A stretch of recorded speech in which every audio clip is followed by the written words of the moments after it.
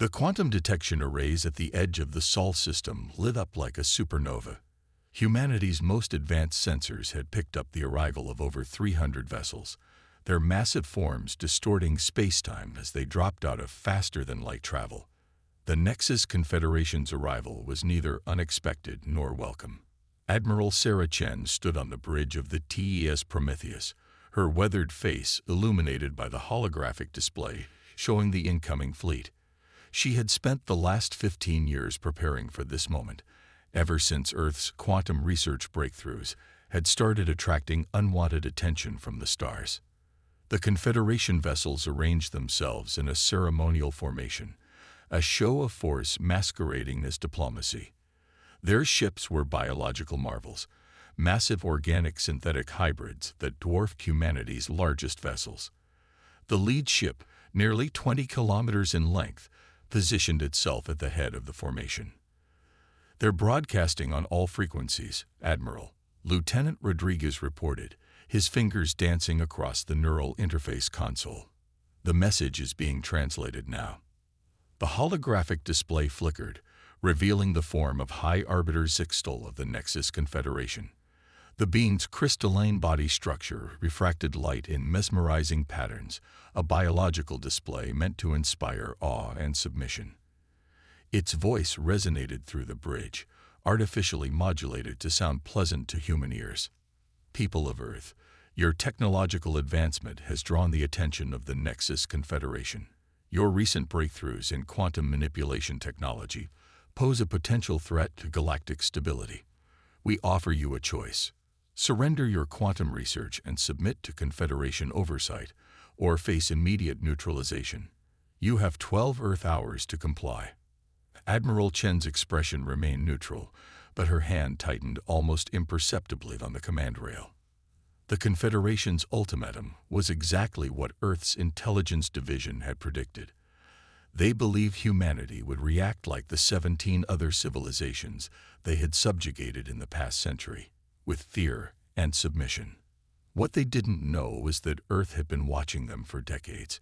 When humanity first detected the Confederation's activities at the edge of explored space, they didn't announce their discovery. Instead, they listened, learned, and prepared. Deep beneath the surface of Mars, in facilities shielded from even the most advanced scanning technology, Earth had been developing countermeasures. The quantum technology that had attracted the Confederation's attention was merely the visible tip of a technological iceberg, a carefully crafted lure. Admiral Chen opened a secure channel to Earth's Central Command. "Protocol Thanatos is in effect," she transmitted, her voice steady. "All units, initiate Shadow Protocol." Across the solar system, humanity's real fleet began to move. Vessels equipped with revolutionary phase-shift technology emerged from their hiding places in the quantum substrate of space itself. These ships, invisible to conventional sensors, had been years in development, combining Earth's mastery of quantum mechanics with breakthrough developments in dark matter manipulation. The Confederation's sensors detected nothing as humanity's true defense force took up strategic positions throughout the solar system. Their arrogance had led them to believe that Earth's visible military assets, the decoy fleet, represented the full extent of human military capability. In her private quarters, Chen reviewed the final battle plans with her command staff. Colonel Weizhang, head of strategic operations, highlighted the key points of their response. "The Confederation's biomechanical ships are vulnerable to our quantum disruption fields. Their organic components won't be able to maintain cohesion when exposed to targeted quantum interference." "And their commanders?" Chen asked, though she already knew the answer. "Psychological profiles suggest they'll be completely unprepared for serious resistance," Zhang replied. "They've never faced a species that was actually ready for them.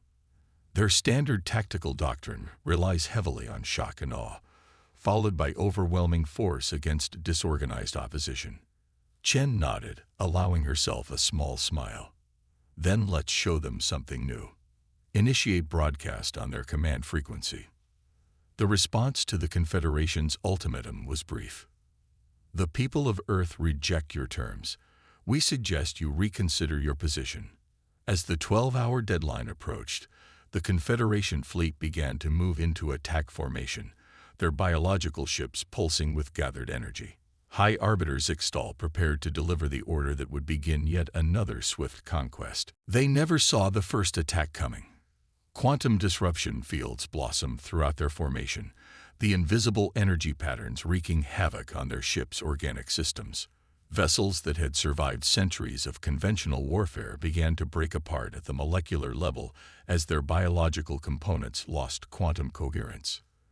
The true test of humanity's preparation was about to begin, and the galaxy would never be the same. The skies above Mars lit up with quantum fire as the Confederation's fleet reeled from humanity's first strike. Nearly a third of their biological vessels had already begun to break apart, their organic synthetic matrices unable to maintain cohesion under the assault of Earth's quantum disruption fields. Deep within the Martian underground complex designated Olympus, Dr. Elena Rossi watched the battle unfold through quantum-entangled sensors.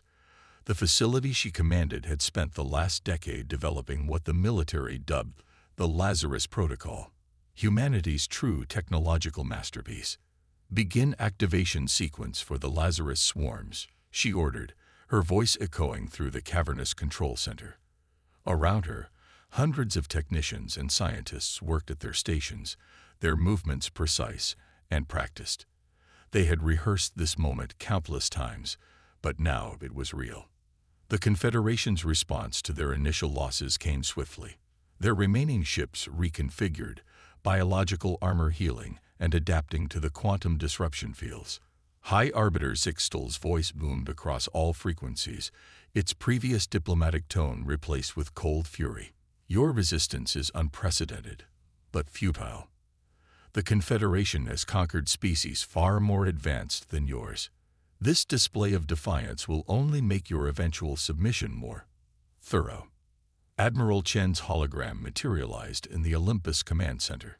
"Dr. Rossi, they're adapting faster than we anticipated. We need the Lazarus swarms now." Elena nodded, inputting her final authorization codes. Throughout the solar system, hidden quantum apertures began to open. From these dimensional tiers emerged humanity's secret weapon, the Lazarus swarms. Billions of microscopic machines, each one powered by a miniaturized quantum core, poured forth into space. The swarms were the product of combining Earth's two greatest technological achievements, quantum manipulation and artificial intelligence. Each microscopic machine contained a neural network that could learn and adapt in real time, sharing information through quantum entanglement with its countless siblings. Colonel Jung's tactical analysis appeared on the main screen. Confederation ships are launching their biological countermeasures, some kind of adaptive immune response. Their technology is impressive. Elena allowed herself a small smile. Impressive, but predictable. We've studied their biological technology for years. The swarms are specifically designed to counter it. The battle that unfolded next defied conventional military doctrine. The Lazarus swarms engaged the Confederation's biological countermeasures in a dance of evolution and counter-evolution. But while the alien defenses relied on biological adaptation, a process refined over millions of years, the swarms evolved through artificial intelligence, making centuries of advancement in seconds. High above Mars, the massive Confederation flagship launched a devastating energy attack, attempting to burn away the swarms with concentrated plasma fire. The swarms responded by turning the energy against itself, using quantum principles to create recursive feedback loops that sent the plasma streaming back toward its source. Their flagship's biological components are showing signs of systematic failure, reported Lieutenant Rodriguez from the Prometheus. The swarms have breached their outer defenses and are disrupting their neural networks. The Confederation's mighty armada, which had never known defeat, found itself fighting an enemy that seemed to exist outside the normal rules of warfare. Their adaptive biological technology, which had proven superior against countless other species, was being systematically dismantled by an opponent that had prepared specifically for them. In orbit around Earth, Admiral Chen watched as the battle turned decisively in humanity's favor. Dr. Rossi, your team has done the impossible. The Lazarus swarms are everything we hoped for. But Alina's attention was focused on something else, anomalous readings from the quantum sensors.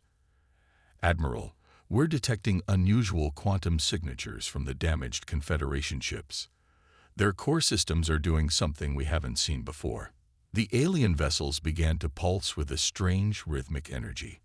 Their biological components, rather than trying to heal, were reconfiguring into something new.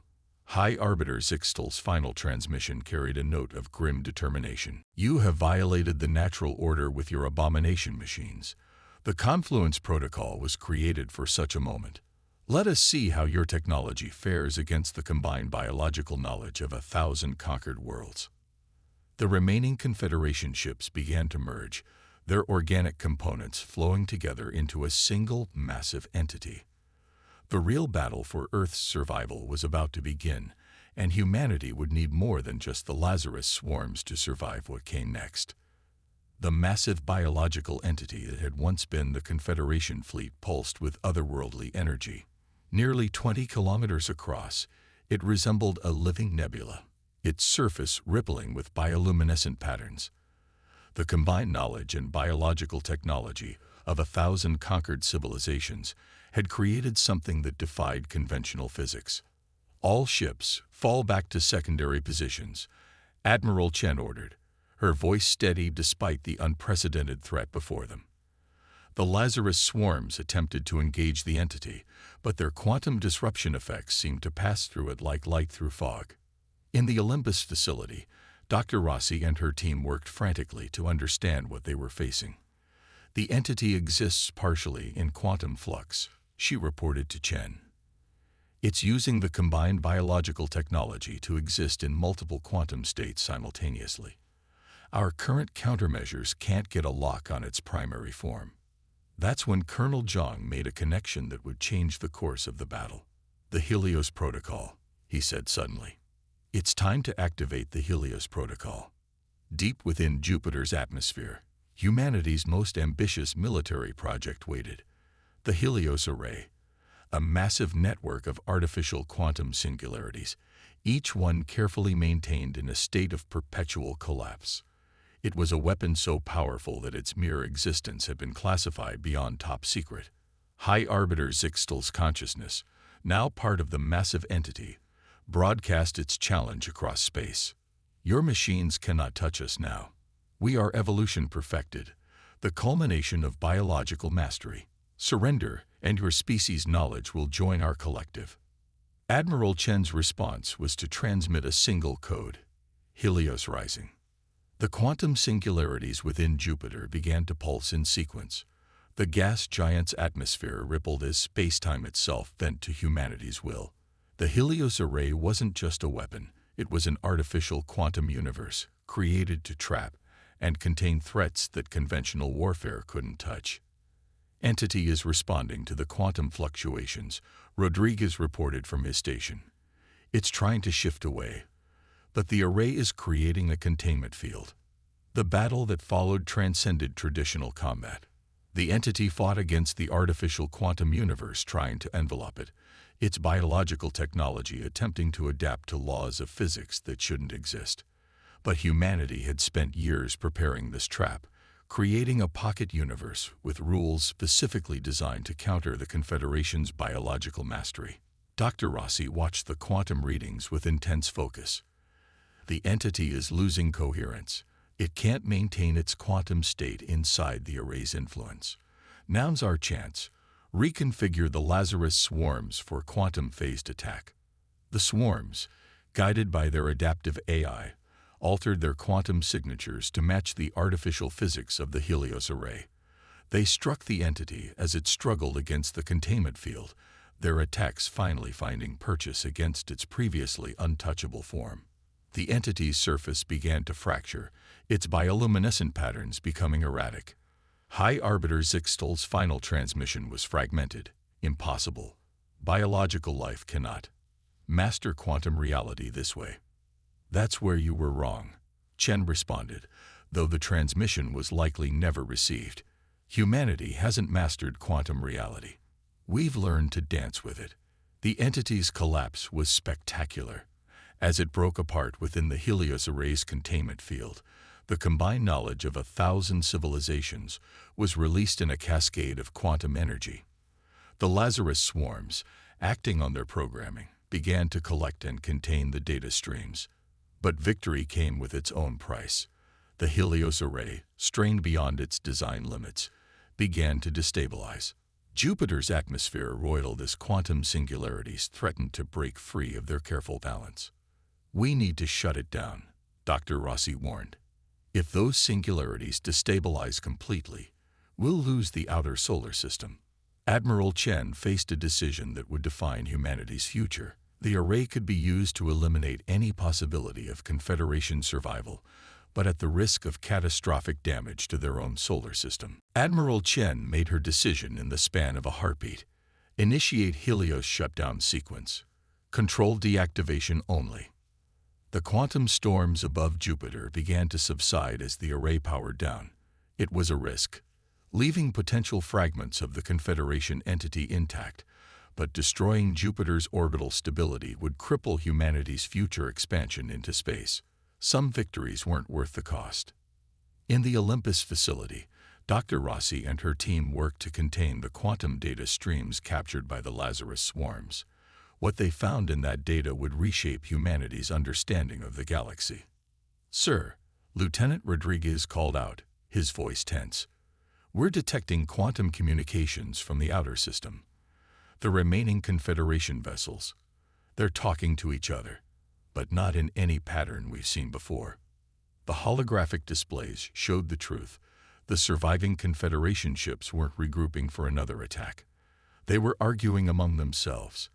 The destruction of their leadership and the failure of their ultimate weapon had shattered the Confederation's iron discipline. Dr. Rossi's analysis provided the explanation. "The quantum data we captured, it's not just technical information, it's their history. The Confederation wasn't just an alliance. It was a prison. Those 1,000 civilizations weren't conquered. They were absorbed, their biological and technological distinctiveness added to the collective. But portions of their original consciousness remained trapped within the neural networks. The implications were staggering. Every species the Confederation had conquered still existed in some form, their memories and knowledge preserved within the collective consciousness. When the entity was destroyed, those fragments were freed. Colonel Zhang's tactical display showed the Confederation fleet's disarray. The surviving ships are picking sides. Some want to retreat. Others are calling for revenge. The third group," he paused, surprised, "they're requesting permission to approach under a flag of truce." Admiral Chen straightened her uniform. "It seems we have an opportunity here. Dr. Rossi, what can you tell me about these freed consciousnesses?"